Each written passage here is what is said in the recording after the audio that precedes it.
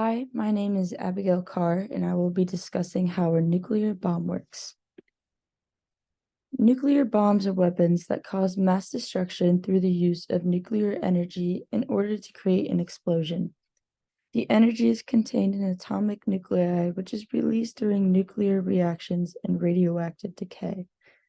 To further my understanding of how a nuclear bomb works, I decided to look into the two nuclear bombs, atomic and hydrogen bombs. Atomic and hydrogen bombs use nuclear energy. However, the way they explode is different. In atomic bombs, a chain reaction of fission of heavy nuclei causes an explosion. Typically, nuclear weapons use uranium-235. Nuclear explosion results when critical mass is reached, meaning a certain amount of fissile material is concentrated in one place. Once this happens, nuclear decay reactions form with the release of energy. Hydrogen bombs work when energy is released due to thermal nuclear fission. The explosive reaction takes place through the help of elements deuterium and tritium. Heavier elements can also be used with those elements, but the main effective substance is lithium hydride. This, however, does not produce an explosion by itself. The detonation of this substance is typically carried out through an integrated nuclear device with low power. The detonator reacts when its activated energy is released and in turn triggers a thermal nuclear reaction inside the bomb. What occurs inside the reaction? Nuclear weapons work through the combination of chemical explosives, nuclear fission, and nuclear fusion. Essentially, explosives compress nuclear material, causing fission to occur, and in turn, fission will release large amounts of energy in X-ray form. This creates high temperatures and pressures that is needed in order for fusion to ignite. Fission occurs when the nuclei of heavy atoms split into smaller, lighter nuclei.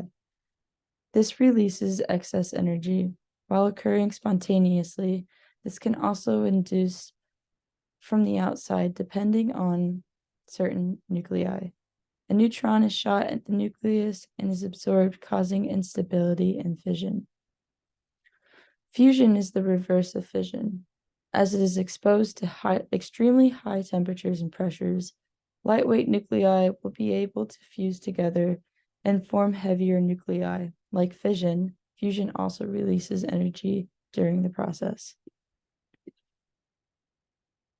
Fission is used to generate explosions. In order for a fission chain reaction to occur, critical mass needs to be reached, which depends on the density of the material. This means as the density increases, critical mass decreases. Nuclear bombs detonate chemical explosives around a subcritical sphere called the pit that is made up of either uranium-235 or plutonium-239 metal. The force that produced through the blast is directed inwards, ultimately causing a compression of the pit, bringing atoms closer together.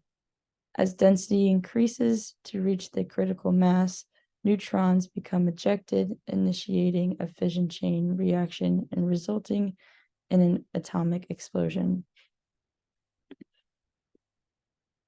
Necessary components for nuclear fission.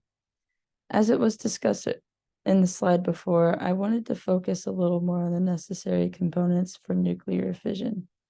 Fission occurs when a neutron collides into a larger atom and becomes excited.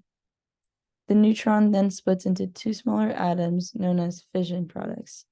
Additional neutrons are released and can initiate a chain reaction.